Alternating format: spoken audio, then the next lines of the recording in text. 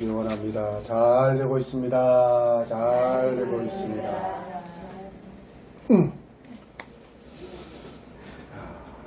우리가 보통 가장 작고 보잘것없는 것을 비유할 때 먼지라는 말을 쓰죠. 또 티끌 같다는 말을 쓰고 아무 쓸데도 없고 불필요한 존재를 우리가 티끌 같은 인생이다 이렇게 비유합니다.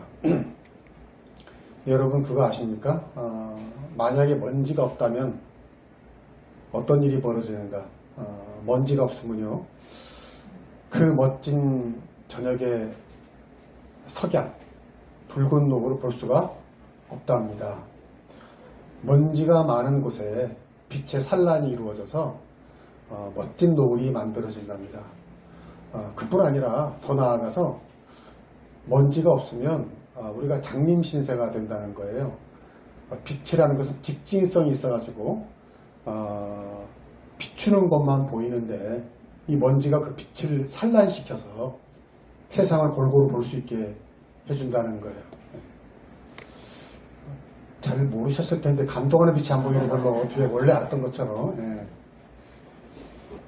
또 먼지가 있어야 구름이 만들어진답니다. 구름. 엊그저께도 어디를 가는데 그냥 파란 하늘도 좋지만 그 파란 하늘에 구름이 있으니까 더 멋있더라고요. 그리고 구름이 있으니까 뭐가 있죠? 그늘이 있죠. 여름과 더운 때. 그리고 무엇보다 구름이 없으면 뭐가 없어요? 그렇죠. 비가 없잖아요. 비가 안 내리면 큰일이죠. 그러니까 먼지가 없으면 구름이 안 만들어지고 구름이 만들어지면 비가 없는 거고 그러면 참 아이러니하게도 세상이 사막이 되는 겁니다. 먼지가 없어서. 그러니까 참 먼지가 우리가 별거 아닌 것 같지만 물론 미세먼지는 아니고 먼지가 별거 아닌 것 같지만 이게 그렇게 우습게 볼 게 아니에요. 심지어 우주에서 날아온 먼지를 통해서 태양계를 분석하고요. 범죄 현장에 있는 먼지를 통해서 범인을 추적하고요.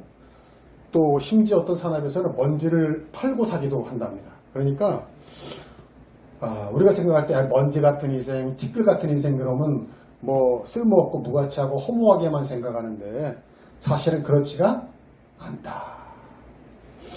오늘 말씀은 이런 의미에서 우리에게 큰 위로와 소망을 줍니다. 14절 다시 가봅시다. 다시 한번 읽을까요? 시작.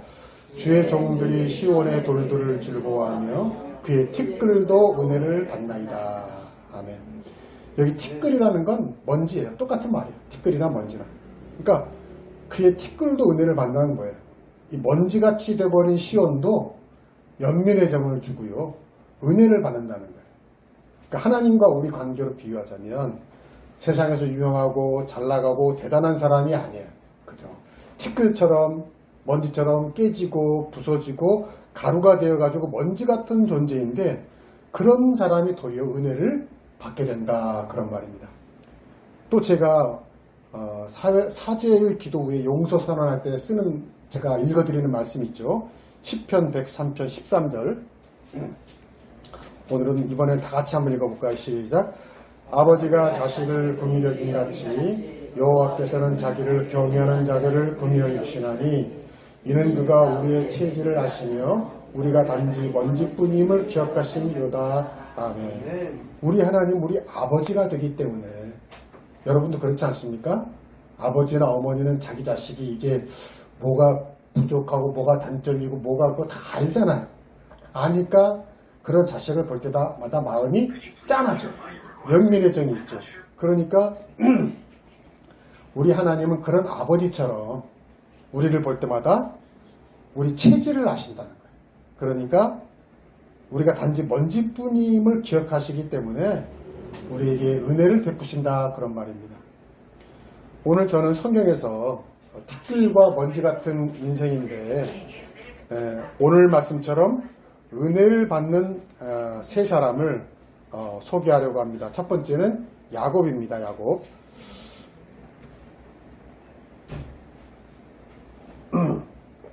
야곱은 정말 티끌 같은 사람이에요. 그는요 비겁하고 비정하고 교활하고 악착 같고 남을 배려하는 마음은 1도 없고 너무너무 이기적이고 자기만 살아남으려는 그런 인물입니다. 또 외모적으로도요, 호감형이 아니에요. 그의 형 에서는 좀 사냥 좋아하고 좀 남성적인 호인인데, 야곱은 좀 그 계집아이 같은 좀 그런 호감을 주지 않는 사람이에요. 여러분, 그런 야곱이 어떻게 합니까? 형의 장자권을 가로채기 위해서 형제 간의 의리도 저버리죠. 형의 약점을 알잖아요. 우리 형은 배고픈 건 못 참아. 이걸 딱 알고 가장 배고플 때 형을 그 팥주강군으로 꼬셔가지고 뭘 팔라고 그러죠? 장자권을 팔라고 그러죠. 그래가지고 거의 뭐 속여서 장자권을 빼앗아요. 그리고 또 어떻게 합니까?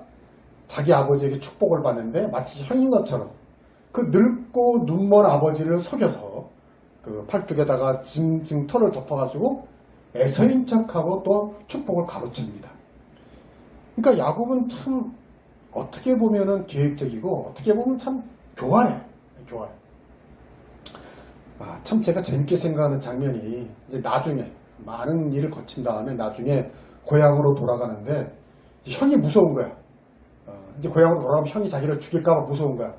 그래가지고 이제 고향으로 돌아가는 행렬을 그냥 가는 게 아니라 야곱이 어떻게 하냐면 제일 앞에 형한테 줄 선물을 놓고 그 다음에 종도를 놓습니다. 종도를 죽어봤자 자기나 상관없으니까. 그 다음에 야곱이 부인이 넷이잖아요. 근데 그 넷 중에 둘은 몸종 출신이잖아요. 그러니까 그 다음에 몸종 부인을 놓고 거기서 난 자식들을 딱 낳아요. 그리고는 그 다음에 누구를 놓냐면 자기 첫 번째 부인이지만 얼떨결에 결혼한 레아. 그 레아의 자식들을 그 다음에 둡니다. 그 맨 끝에 자기가 사랑했던 라헬과 그 사랑한 사람이 낳은 요셉과 그리고 자기. 이게 맨 끝에 있어요. 얼마나 참 그 사람이 참 나쁘게 말하면 교활합니까? 안 그래요? 참 그 인간 다 계산적인 거죠. 근데 그 전에 야곱은 하나님께 기도를 하거든요. 하나님, 내가 고향으로 돌아가는데 지금까지 나를 지켜주셨습니다. 그래서 이렇게 맨몸으로 도망가는데 이렇게 많이 가지게 되었습니다. 하나님, 아니, 그렇게 기도를 했으면 좀 변함이 있어야 되잖아요. 그래가지고 오히려, 그래, 내 탓이지 하고 내가 맨 앞장 서겠어. 뭐 이렇게 가야 될 텐데. 끝까지 그는 참 사랑할 만한 구석이 별로 없어요. 정말 티끌 같은 인생이에요. 근데 심지어 형 에서는 호인이에요. 그렇게 형을 무서워가지고 그렇게 했는데, 형이 막 400명 데리고 오는데 겁먹었는데 웬걸?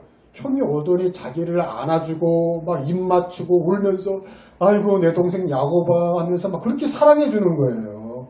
그러니까 형은 얼마나 사실 호인이 좋은 사람이에요. 그런데 야곱은 끝까지 머리를 굴립니다. 그런 형과 같이 안 가요. 막 그때 형 사랑을 하면서 뭐라 그러냐면 형 먼저 가. 그러니까 끝까지 형을 못 믿는 거죠. 그리고 형을 먼저 보냅니다. 그리고는 자기는 형이 간 곳으로 안 가고 딴 데로 가버려요. 야, 정말 인간적인 매력을 하는 진짜 일도 없는 정말 티끌 같은 인생이 야곱이다. 그런데요, 인간적인 면으로 보자면 누구나 에서가 좋은 사람이고 하나님의 사랑받을 사람인 것 같은데 성경을 보면 아니거든요. 성경에 보면 하나님은 야곱을 사랑했고요. 결국 야곱이 이스라엘의 12지파의 아버지가 됩니다. 그러니까 누가 봐도 야곱은 먼지 같은 존재예요. 소중히 여기고 존중받을 만한, 사랑받을 만한 구석이 1도 없다고요. 근데 하나님은 그를 사랑하셨어요. 왜 그럴까? 왜 그럴까? 뭐 몇 가지 이유가 있겠죠. 근데 제가 오늘 말씀드리고 싶은 것은 가장 중요한 건 야곱은 그럼에도 불구하고 하나님의 은혜를 소중히 여겼다는 겁니다. 야곱은 하나님의 것을 소중히 여겼어요. 하나님께 복받기를 사모했어요. 신령한 것을 사모하는 믿음이 있었다는 거예요. 그래서 히브리서 기자는 이렇게 말합니다. 히브리서 12장 16절 한번 읽어볼까요? 시작. 한 그릇 음식을 위하여 장자의 명분을 판 에서와 같이 망령된 자가 없도록 살피라. 현대 번역은 이걸 좀 쉽게 번역을 했는데 다시 또 읽어볼까요? 16절 에서가 시작. 에서가 그러했던 것처럼 하나님께 무관심하지 않도록 조심하십시오. 에서는 팥죽 한 그릇에 마다들의 권리를 팔아먹었습니다. 이거예요. 그러니까 에서는 사람은 좋았지만 인간미는 있었지만 하나님께 대해서 어떻게 했다고요? 무관심했어요. 하나님에 대한 신앙이 없었어요. 어떤 영적인 것을 사모하지도 않았어요. 근데 야곱은 사람은 좀 좋지 못했지만 하나님께 관심이 많았고 하나님께서 소중히 여겼고 하나님은 그런 야곱에게 은혜를 베푸셨다 그 말입니다. 아마 어떤 사람들은 이 대목에서 특히 세상 사람들, 믿지 않는 사람들은 좀 입맛에 맞지 않을 거예요. 이 부분이. 그렇겠죠. 네. 그럼에도 불구하고 무엇이 더 중요한가? 무엇이 더 의미 있는가 하면 하나님에 대해서 무관심하지 않은 것, 신령한 것을 사모하는 것, 하나님의 말씀과 하나님의 은혜를 무시하는 망령된 자가 되지 않는 것이 무엇보다 중요하다 그 말입니다. 거기다 물론 인간성도 좋으면 최고죠. 하나님 그래서 바라시는 거죠. 저는 이런 이야기를 들었어요. 미국의 어떤 신학교로 유학을 간 어떤 전도사님이 계신데 그분이 이제 유학 간 그 미국 지역에서 서로 같은 교회를 다니면서 알게 된 거예요. 선후배로 알게 된 거예요. 근데 그 선배는 주중에 보면은 날라리 같이 놀러 다니고 맨날 술 마시고 여자들 만나고 막 그러는 거예요. 근데 한 번은 토요일 날 그 선배네 집에서 이제 이 전도사님이 잠을 잤어요. 주일 아침이 된 거죠. 자기가 볼 때는 저 선배는 교회 갈 사람이 아니야. 어저께도 진탕 그렇게 놀고 왔어, 늦게까지. 근데 그 선배가 주일날 아침에 웬일이야? 번쩍 눈을 뜨 일어나더니 교회 가자고 그러는 거예요. 그 놀랐죠. 그래? 그래서 그 선배의 차를 타고 이제 교회를 가는데 갑자기 그 선배가 헌금을 안 가져왔다고 내가. 그게 돌아간다는 거예요. 한참 집에서 몰려왔는데 집으로 돌아간다는 거예요. 그래서 이 전도사님이 아니 이렇게 몰려왔는데 뭘 돌아가 내가 헌금 꺼줄게 다음에 갚아. 그랬더니 뭐라고 하냐면 아니야 내가 준비해 놓은 헌금을 해야 돼. 그러더라는 거죠. 아니 우리 같으면 사실 솔직히 말해서 뭔 끊고서 돌아가겠어요. 그냥 꽂은다. 그래 그럼 내가 다음에 갚을게. 그럴 거 아니에요. 근데 그 날라리 같이 보였던 선배가 뭐라고 하냐면 아니야 내가 집에 준비해 놓은 헌금이 있어. 그걸 내야 돼.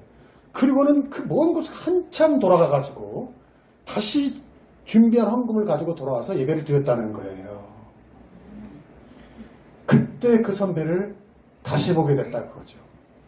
야, 저렇게 평소에는 집 멋대로 사는 것 같고 날라리처럼 사는 것 같고 막 그런데 그래도 지켜야 할 것들을 지키더라는 얘기죠. 주일이면 교회를 꼭 가야 되고 헌금은 준비해서 내고 하는 자기만의 어떤 선을 넘지 않는 신앙인으로서 어떤 지키는 것이 있었다라는 거죠. 그게 뭡니까? 그래도 하나님을 두려워하고 경외하고 선을 넘지 않는 그 하나님의 선 안에 있으려고 하는 믿음이 그에게 있다라는 겁니다. 여러분 야곱이 바로 그런 사람이죠. 이기적이고 성취지향적이고 때로 남을 배려하지도 않게 하지만 그래도 하나님을 두려워할 줄 알았어요. 하나님께 기도할 줄 알았어요. 하나님께 도움을 간구하는 믿음이 있었다는 거죠. 하나님에 대한 신앙이 있었다는 거죠. 물론 야곱 같은 인간성으로 사는 게 좋다는 거 아니에요. 그래도 더 중요한 건 뭐냐면 그것보다 더 중요한 것은 하나님을 인정하지 않으면 하나님을 에서처럼 무시하고 무관심하면 하나님이 그런 사람에게 은혜를 베풀 이유가 없다는 거죠. 그렇지 않겠습니까? 여러분이 정말 하나님께 은혜 받기를 원한다면 하나님에 대해서 무관심한 것이 아니라 하나님께서 관심을 가지고 영적인 것들을 사모할 수 있기를 축복합니다. 사실 우리가 다 야곱 같은 사람이에요. 그렇지 않아요? 우리 다 완벽하지 않아요. 이기적이에요. 사실 남보르는 부끄러움과 수치가 다 있어요. 우리가 봐도 바로 티끌 같은 존재라는 거예요. 그래서 우리는 야곱을 보면 희망이 있습니까? 희망이 없습니까? 희망이 있죠. 희망이 있는 거예요. 그래서 야곱이 12족장의 아버지가 되는 거예요. 왜? 우리 같은 낙심하고 전망 가운데 있다가도 그래. 아니 먼지 같은 야곱, 티끌 같은 야곱도 하나님의 은혜를 입었다면 나도 얼마든지 은혜를 입을 수 있겠구나. 할렐루야. 이런 믿음이 여러분에게 있길 축복합니다. 티끌에게도 은혜를 베푸시는 그 주님의 사랑을 늘 기억하셔서 언제나 어떤 상황에도 낙심하지 마시고 소망을 가지고 주님께 나아가서 주님의 은혜를 입는 여러분 되기를 축복합니다. 두 번째 티끌 같은 인생이 누구냐면 두 번째 티끌 같은 인생인데 은혜를 입은 사람이 누구냐면 요나입니다. 요나가 누굽니까? 유명한 사람이죠. 어떤 사람입니까? 물고기 뱃속에 들어갔다가 살아남은 사람. 아마 역사에 그런 사람은 요나밖에 없을 것 같은데 유명하죠. 아마 교회 안 다니는 사람도 요나는 다 알 거예요. 근데 그가 왜 물고기 뱃속에 들어가게 됐을까요? 그는 북이스라엘 왕국에서 여로보암 2세 때 활동하던 선지자였어요. 근데 어느 날 하나님이 요나에게 명령을 하는 겁니다. 야 요나야, 너는 니느웨에 가서 말씀을 전하고 저들이 회개하도록 선포해라, 그런 거예요. 근데 요나가 생각하니까 니느웨는 원수예요. 그때 그 이스라엘을 괴롭히던, 그리고 나중에 이스라엘을 망하게 하는 나라가 아수르잖아요. 근데 니느웨는 아수르의 수도란 말이에요. 그러니까 요나가 생각해보니, 아니 내가 니느웨에 가서 하나님을 선포해서 저들이 회개를 해서 하나님을 믿으면 구원받으면 구원 얻게 되는 거 아니에요. 이거를 못 보지 내가. 우리 원수, 우리로 말하면 마치 옛날에 일본같이 아니 저 나라가 구원받아서 잘 살게 된다고? 이건 아니야. 이건 이럴 수는 없어. 난 저들이 가서 복음을 전파할 수가 없어. 말씀을 전파할 수 없어. 이렇게 된 거예요. 그래서 항구에서 고민하다가 니느웨로 가는 배를 타지 않고 어디로 가는 배를 타요? 다시스로 가는 배를 타죠. 근데 웬걸? 폭풍이 일어가지고 그 배가 거의 부서지고 파산하게 된 거예요. 다 죽게 된 거죠. 그러니까 사람들이 제비를 뽑아요. 이게 누구 탓이냐? 제비를 뽑아요. 근데 딱 누가 걸립니까? 요나가 걸리죠. 요나가 걸려요. 그 사람들이 궁금한 거예요. 야, 너 누구냐? 너 누구야? 너 왜 이렇게 된가? 너 누구야? 그러니까 그때 요나가 요나의 진가가 드러납니다. 이렇게 말하죠. 11절 12절 같이 읽읍시다. 시작. 바다가 점점 흉용한지라 무리가 그에게 이르되 우리가 너를 어떻게 하여야 바다가 우리를 위하여 잔잔하겠느냐 하니 그가 대답하되 나를 들어 바다에 던지라. 그리하면 바다가 너희를 위하여 잔잔하리라. 너희가 이 큰 폭풍을 만난 것이 다 나 때문인 줄 내가 아노라 하니라. 아멘. 요나는 그 순간에 이 모든 것이 내 탓이라고 인정을 한 거예요. 그러니까 뻔뻔스럽지 않았다는 거죠. 요나는 비록 원수 나라의 말씀을 전할 수 없다고 하나님의 명령을 거부했지만 그러나 그는 심성이 워낙 착한 사람이었습니다. 착한 사람이었어요. 그러니까 그런 지적을 당하자 부인하지 않고 인정한 거예요. 이건 내 탓이다. 나 때문이다. 그리고 자기를 바다에 던지라고 한 겁니다. 워낙 유명한 이야기라서 우리는 그 이유를 다 알죠. 바다에 던져진 요나 어떻게 됩니까? 물고기가 꿀떡 삼키죠. 꿀떡. 근데 물고기 뱃속에서 죽은 게 아니라 어떻게 돼요? 그 물고기가 요리조리 가가지고 결국은 어디로 가요? 요나가 원래 가야 했던 니느웨로 가가지고 요나를 이렇게 토해냅니다. 아멘. 그래서 거기서 요나는 결국은 자기가 해야 할 사명을 끝까지 온전히 잘 감당하게 되는 줄로 믿습니다. 요나도 오늘 말씀처럼 티끌 같은 인생이었습니다. 하나님의 명령을 거부했어요. 선지자답지 못했어요.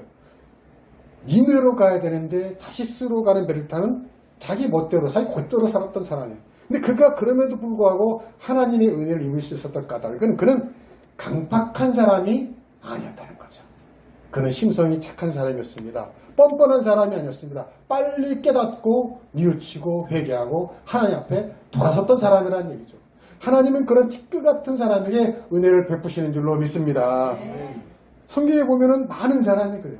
다윗 왕도 그렇죠. 완전하지 않았잖아요. 근데 다윗 왕도 그렇게 사랑을 받은 이유가 뭐냐면 늘 빨리 깨달았어요. 무슨 실수를 하거나 잘못하면 금방 돌아서서 하나님 앞에 회개하고 눈물을 흘리고 돌아섰다는 거예요. 여러분 이런 우스갯 이야기가 있어요.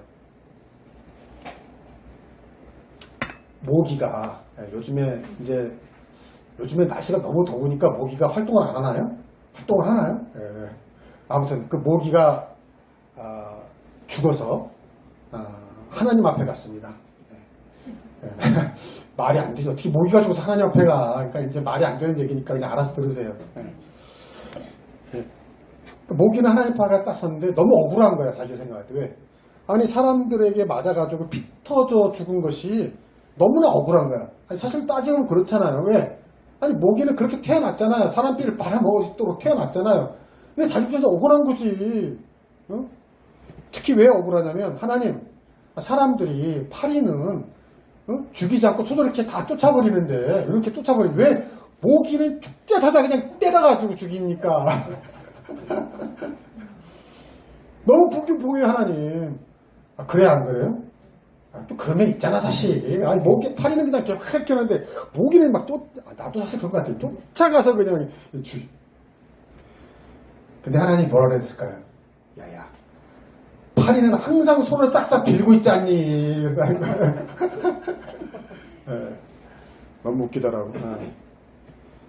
웃자고 하는 말인데, 해도 귀담아 들을 말이 있어요.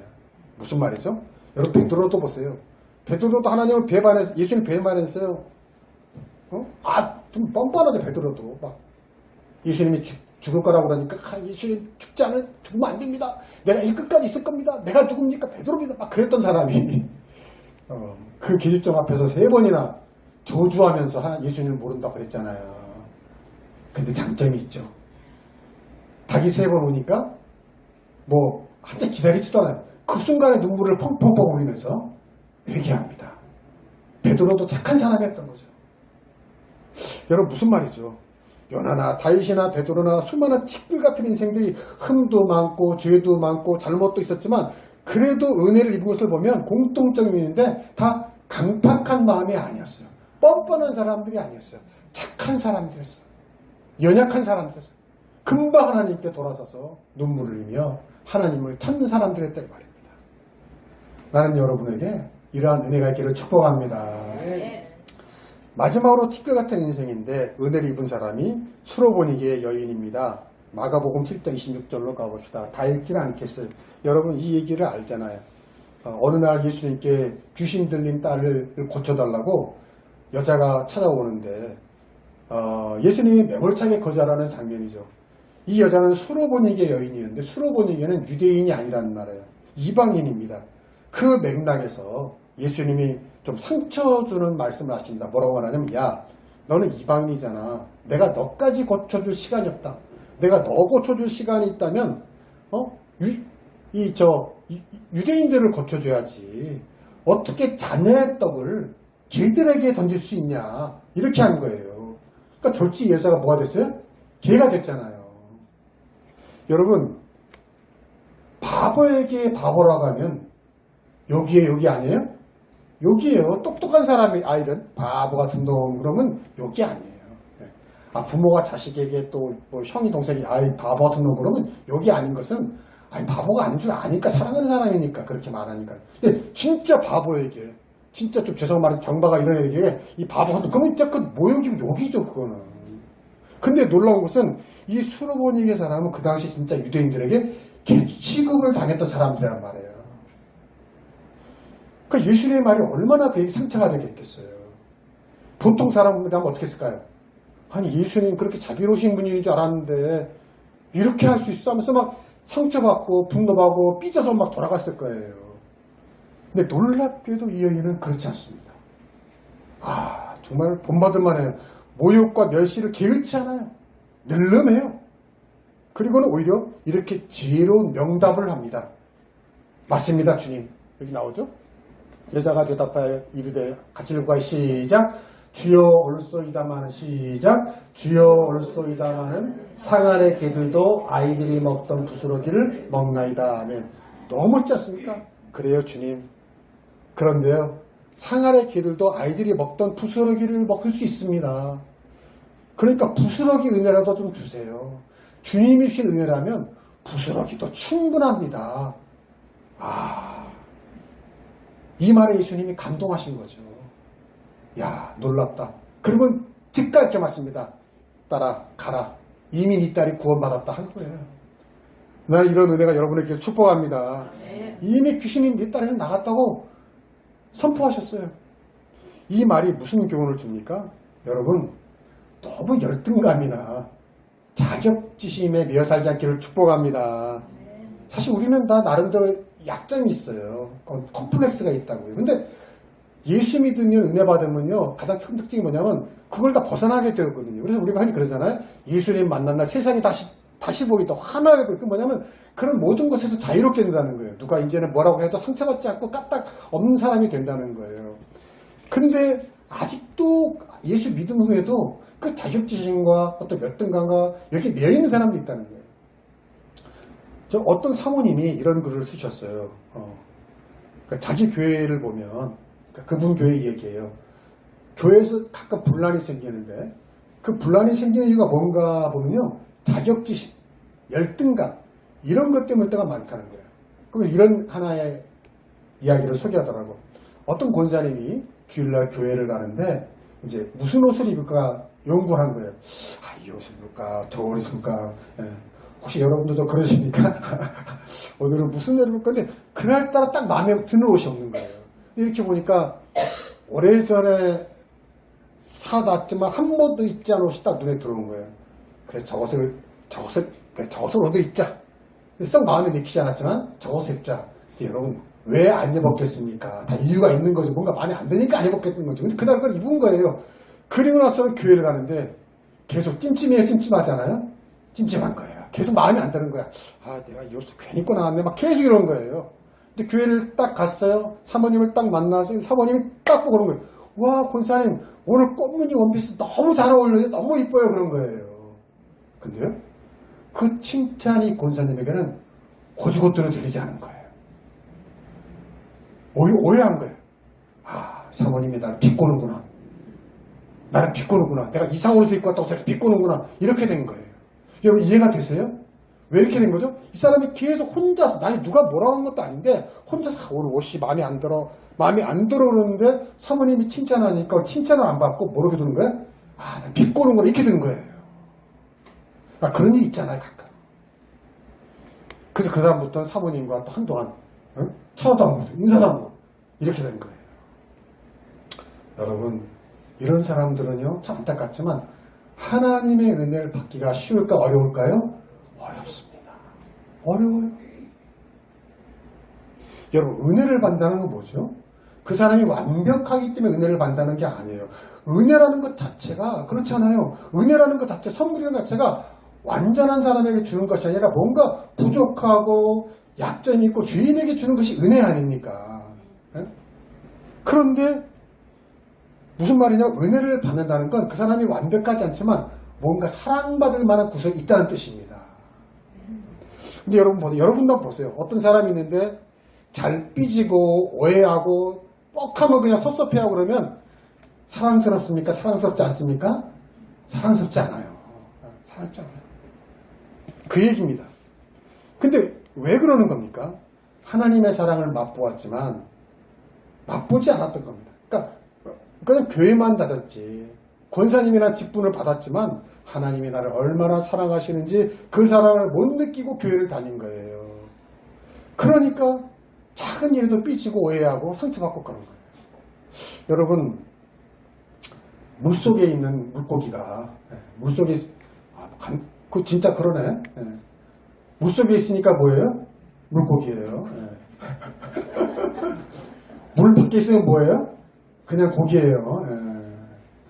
물속에 있는 물고기, 사춘기 물고기가 물속에서 이렇게 가다가 할아버지 물고기를 딱 만난 거예요.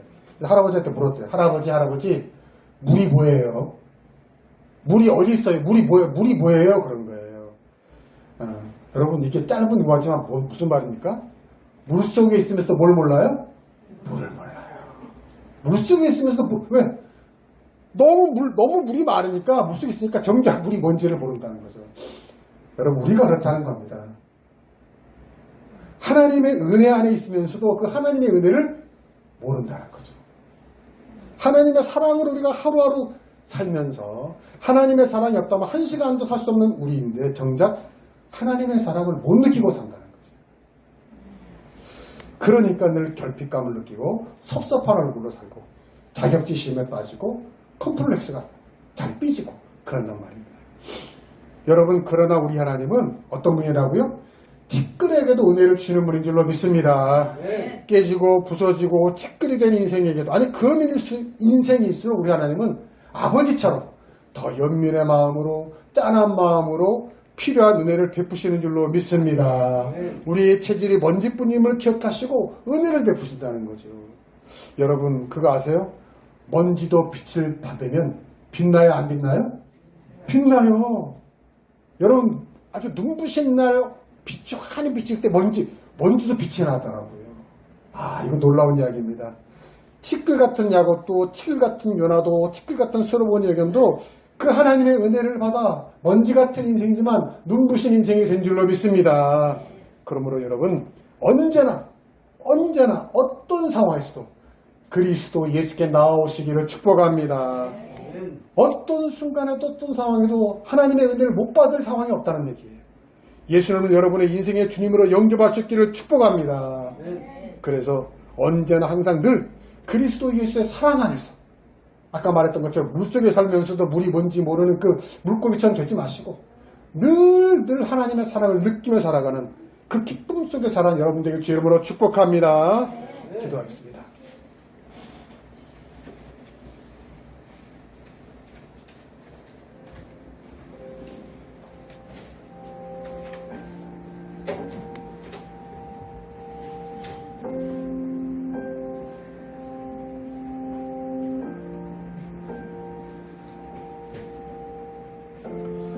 감사합니다, 주님. 티끌 같은 인생도, 먼지같이 다 부서진 인생도 소중히 여기시고 은혜를 베푸시는 주님. 야곱이 비록 티끌 같은 인생이었지만 그래도 형 에서처럼 하나님의 은혜를 무시하지 않았고 그래도 주님의 은혜를 사모하는 마음이 있었기에 은혜를 입었던 것처럼 우리도 늘 주님의 은혜를 사모하는 자들이 되게 하여 주옵소서. 선지자 요나처럼 때로 우리가 주님의 말씀대로 살지 못했을지라도 강박하고 고집부리는 것이 아니라 늘 즉시 깨닫고 돌아서서 주님 앞에 돌아오는 착한 믿음 주셔서 먼지 같은 인생에게도 주시는 그 은혜를 우리도 누리게 하여 주옵소서. 수로보니 여인처럼 강한 심령을 주시고 긍정적인 마음을 주셔서 작은 일에 삐지고 상처받고 오해받는 속 좁은 인생이 아니라 담대한 믿음을 주셔서 티끌 같은 인생이라도 베푸시는 은혜를 받는 저희들 되게 하여 주시옵소서. 그래서 그 은혜가 우리에게 넘치고 넘쳐서 우리의 모든 아픔과 고통과 괴로움이 치유되게 하여 주시옵소서. 예수님의 이름으로 기도하옵나이다. 아멘.